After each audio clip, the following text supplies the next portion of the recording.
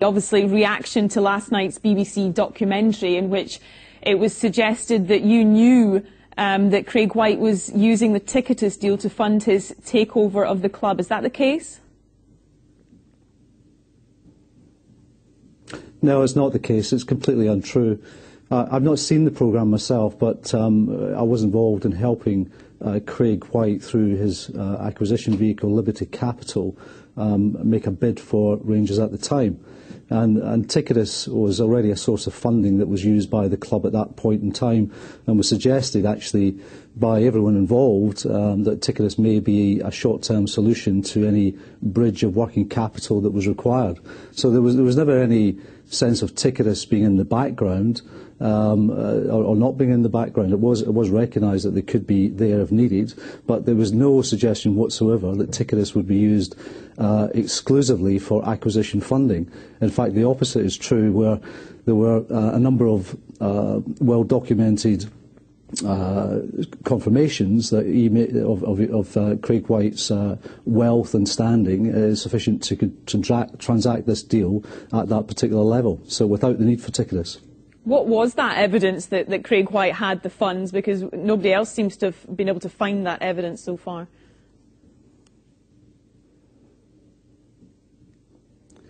Well, there's certainly documentation coming from Craig White's legal representative, and that was evidence to the parties involved at the time, including the Murray Group and Lloyds Bank, or the solicitors acting for Lloyds Bank. So there was no question whatsoever that money was available for Craig to complete this transaction on his own merit. So when was it that you became aware that the Ticketus deal had actually been used to fund the takeover rather than as a means for working capital?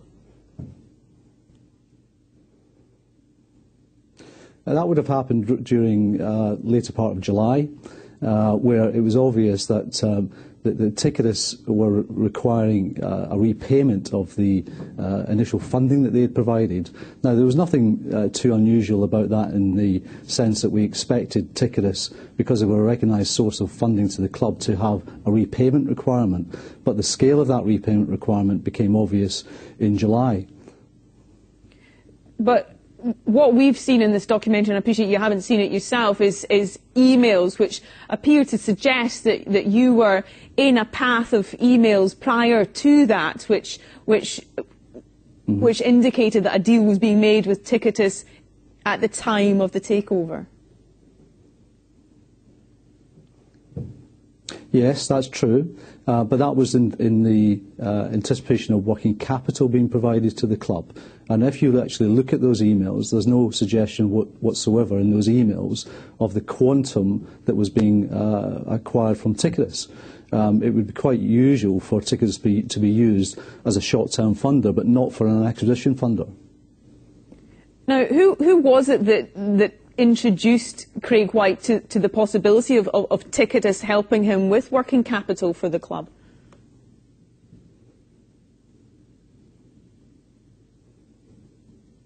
Well, Ticketus, as I already said, was a recognised source that the club were using, and actually the board minutes that the meeting that I attended on the 24th of April with the independent committee, that is minuted that Ticketus may well be a source of working capital.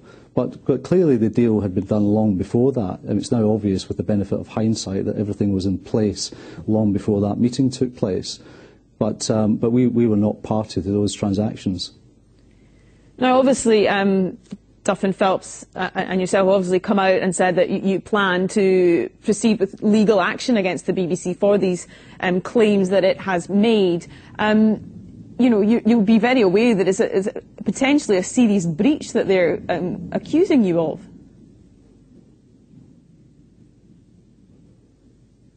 Well, I'm not quite sure what they are accusing us of, apart from this suggestion that we had prior knowledge of the Ticketus transaction, and that is not the case. It's unfortunate that the BBC didn't take the opportunity to meet with us prior to the programme. We did offer that, and we did offer explanations of the the trail of information that they seem to have tried to join together. And unfortunately, in joining it together in the way they have, they come up with an incomplete picture. So it is a misrepresentation of the facts, and we are discussing what we do about that with our legal advisors. Now, the Insolvency Practitioners Association has said they're also going to look into whether there has been an issue here with Duff & Phelps' conduct at Rangers. Are you confident that their investigations will not produce anything for you to be concerned about? Oh, absolutely confident. I mean, one of the things that's been suggested is that we have a conflict of interest.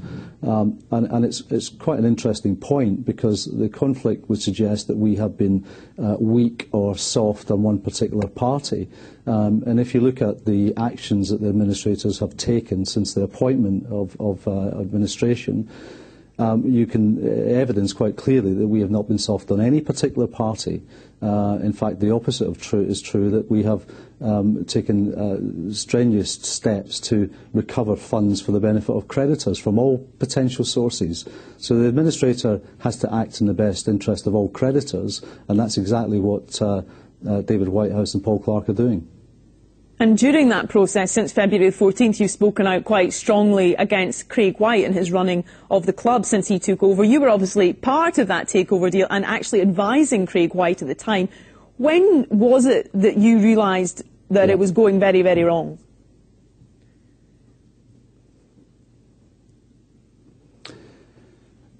There was an expectation that there would be further funding coming through to support the business.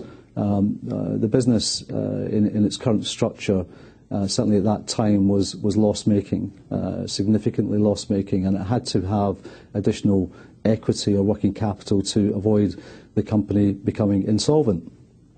We also had to negotiate with HMRC an arrangement whereby there was settlement of what was referred to as the small tax case. You'll be aware that there's a big tax case, but at this point in time that hasn't been defined and quantified.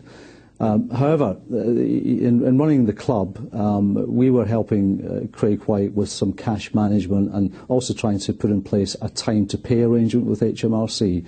And actually HMRC were extremely helpful in that process and did in fact agree a payment schedule with the club. Unfortunately, the club failed to meet that time-to-pay proposal, and as a consequence HMRC had no alternative but to commence action for recovery. So it became obvious during that whole process that the club was in serious difficulty, and actually the cash that we believed would be available simply wasn't made available, and as a result the club continued to run into further cash losses. There was some suggestion that actually some of the invoices from Rangers to Ticketus looked like they'd been made using clip art. Are you aware of these invoices? Have you seen these invoices? Yes, we were aware of those invoices, and we were aware that the invoices had to be raised in order to properly account for the VAT. Because in that transaction there was an element of VAT. However, those invoices were not channeled through the normal route that you would expect. That would be the accounting function in the club. And at that point it was always also obvious of the scale of the transaction with Ticketus. Now, clearly you're not perhaps at the forefront of the administration duties now taking place at Rangers, but you must be a bit dismayed in the way that Duff & Phelps are being painted as often as the villains in this piece, rather than those that are trying to help Rangers out of administration and into a better future. Mm. Is that how you feel? Yeah, it's a very painful process and a very difficult process for everyone involved at the club. The supporters have been actually fantastic in their continued support of the club through this difficult period, and everyone at the club remains very optimistic regarding the future. However, the sad reality is that we have tried extensively to find a new owner of the club, a new buyer for the club, and actually the appetite of the buyers is not tremendously strong. So we are in a somewhat of a dilemma, and we're all optimistic that the present bidder, Charles Green, will complete matters in due course. But yes, it's been a very difficult process. So just to sum up then, David, you are entirely confident that you knew nothing about the use of the ticketed deal in the takeover, and that you have no case to answer in that regard? No, absolutely. We are very, very clear on this point that Ticketus was a potential source of funding for working capital, but not for acquisition funding. And actually, the whole transaction could never have taken place unless the parties involved in the sale process were satisfied that Craig White, through Liberty Capital, had enough cash at their disposal, immediate cash at their disposal, to complete this transaction and move the club forward. And regrettably, that turned out not to be the case. Those assurances were not made in good faith. So essentially you, as part of Duff and Phelps, were one of those who've heard it said a number of times in recent months that were perhaps duped by Craig White. Well, there's absolutely no doubt that there was a significant amount of information that was withheld from the parties involved at the time, and we are included in that process. And so now you're looking to proceed with legal action. That said, we are now, as administrators, absolutely. Do continue what you were about to say. As administrators, you were saying? Well, you covered my point, actually, that as administrators we are now taking action in order to recover as much cash and asset value as possible for the benefit of creditors. Excellent. Anything else you'd like to add, David? Anything else you'd like to get across? We're disappointed with the action the BBC have taken, and it's regrettable that their programme has failed to present a picture of what was actually happening at the time. There have been snippets of information used in the programme, but actually when you read the full extracts and you piece them together, the picture is really obvious.